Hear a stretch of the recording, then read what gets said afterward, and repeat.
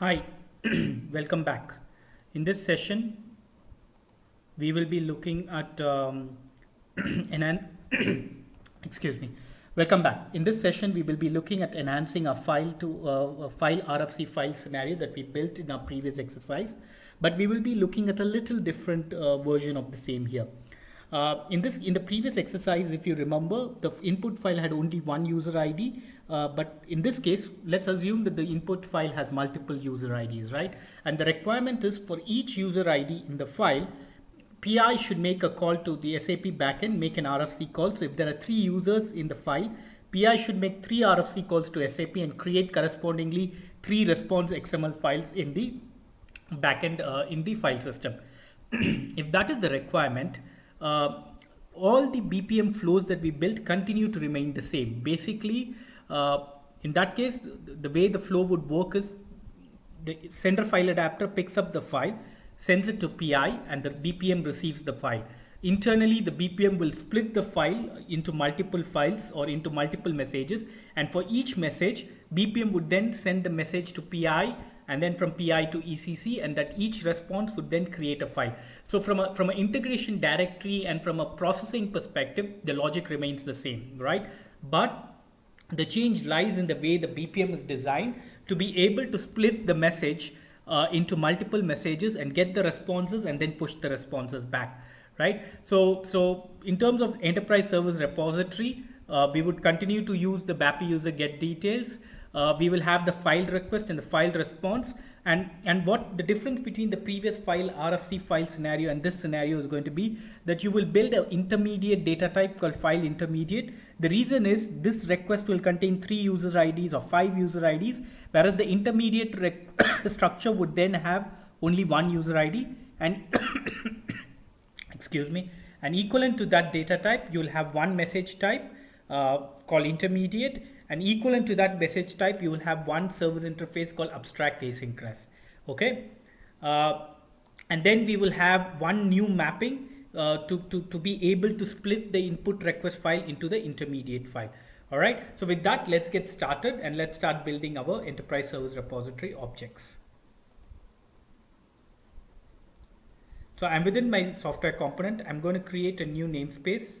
So I'm going to call it namespace http://training.com/ccbpm /file RFC file underscore multi underscore 00. All right, I'll call the same name. I'll take the description, put the description here for multiple user IDs. So with that, our namespace has been defined. Now let's go ahead and define our data type. So instead of creating a data type from the scratch, I'm going to just copy these 2 data types, file request, copy object. So I'm copying it from my file to RFC file to my other namespace, which is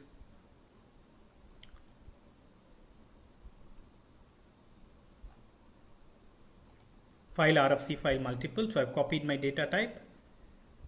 Excellent. I'm same way copying the response as well. Okay, my response data type is also copied. All right, next, if you look at the data type, we have to create an intermediate data type. So let's go ahead. I'm going to call it dt underscore file underscore intermediate underscore 00. Let's okay, and then here I'm going to create insert sub element user ID. Hold on, I think we might have a problem with our request message. We'll look at that. So user ID, and I save that, right? But if I look at the file request, like we discussed, the file request needs a change. The file request is now going to be multiple. You're going to have multiple user IDs. So let's just delete this. Okay, I'm selecting this, I'm deleting it. I'm saying insert element, sub element. I'm saying users. Okay, the users can occur multiple times because you're going to have multiple users in one file. and then insert sub element of user ID, right? Type XSD string. Perfect. All right, so this is my input file structure. I'm going to get an input file structure with multiple users, and each user will have one ID, and my response is going to contain first name, last name, middle name, and response, and my intermediate structure will only contain one user ID. All right, so with that, let's go ahead and start creating our message types. Okay, empty underscore file rec underscore 00, and I'm going to drag my data type and put the same here. Likewise, I'm going to say empty underscore file res underscore 00. I'm going to naming convention is not followed, so I'm going to say do not save. I have to put a name, file resp underscore 00. Perfect. Now I'm going to drag my data type. Perfect. Now I'm minimizing this, so we are just looking at that. To make it more easy for you to see this, because otherwise it's at the bottom, I'm just gonna say restore default, and then when I do that, I'm also going to select this guy. There's a menu option that's missing. Alright, we'll not waste time there. Alright, so next I'm going to go into so two message types have been created. Next I'm going to go ahead create a third message type, empty underscore file intermediate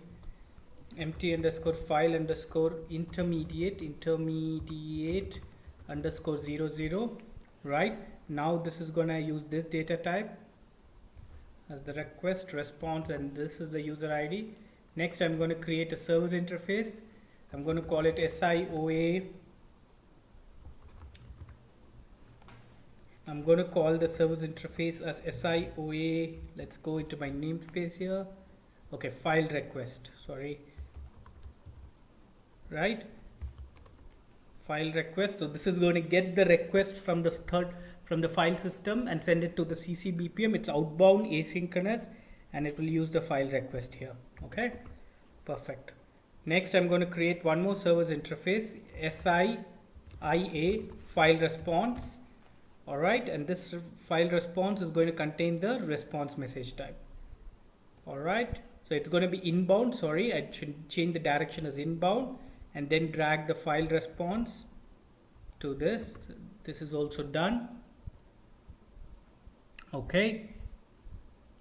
Okay, our service interface outbound and inbound have been created. So now let's go ahead and now create our, let's look at here. So SIOA file request, and then this is going to be SIAA file request, because now the message is going to go into the BPM, right? So I'll call it the same name, file request. Say create, and I'm going to drag my file First we have to make it abstract. It's asynchronous, then I drag my file request here, right? And then if you see, there is going to be an intermediate SIAA file intermediate structure. That's the name of the service interface. So let's go ahead and create one new service interface. You will see why we need this intermediate service interface soon. So I'm going to call it SIAA file intermediate service interface. It's abstract, and its message type is going to be the intermediate message type that we created. Okay, so this is intermediate, and this also uses the intermediate message type. All right, next we need an abstract synchronous request for the BAPI. So I'm going to create a service interface that is abstract synchronous BAPI. All right, I say create. It's going to be abstract, it's going to be synchronous, and now I'm going to copy my intermediate structure as the request. So this is another change. Previously the request was empty file request, but because the file request has multiple users, it won't work for us. So we need to have only one request user ID. So empty file request is the request, and now I go here, I say BAPI user get detail as the response, and then I select it, I say apply. All right, so this is my synchronous service interface. Now let's create the synchronous service interface is done. So now two more service interfaces that need to be created. Let's go ahead, SIAA file response. Okay, now this is abstract asynchronous that contains my file response. So my file response is empty file response. Drag it, drop it, and save it. All right, the next service interface that we create,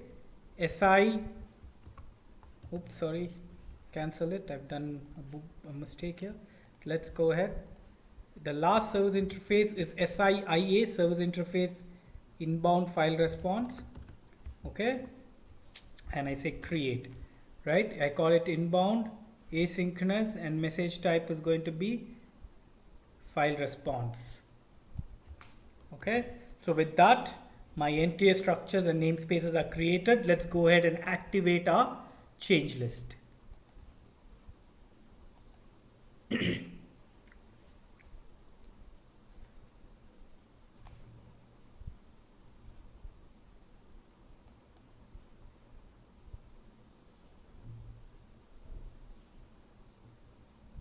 Okay, there seems to be some issue with the SAP. Oh, sorry, there's a mistake here. This should not be, this is the request. The response has to be empty file response. That's my mistake. Change. Okay. Basically, the SAP, I had given the response structure to be incorrect, so I've activated the change now. So let's go ahead and activate the change. All right. So now before we go ahead and build the mappings, let's close everything. All right. What did we do? We had created a data type, and the data type has multiple users, and each user will have one user ID, right? That's the request data type. The response data type will have first name, last name, personal number, middle name. And then you have the intermediate structure, which will only contain one user ID of type string. Equivalent to the three data types, we created three message types. Next, we have to create 5 service interface, like the same as we did in the previous exercise. Outbound asynchronous that uses the file request. So if I go here, it's outbound asynchronous that uses the file request, then abstract asynchronous for the file request. So this is the abstract asynchronous for the file request, abstract asynchronous, and then I created one intermediate service interface called abstract asynchronous file intermediate that uses my intermediate structure, and then I have an abstract synchronous BAPI structure that uses my intermediate as the request and the response, and everything else followingly are the same service interfaces that we used. Okay, now I'm going to close all here and start my BPM development. All right, that we shall do in the next session, and I shall see you there. Bye-bye.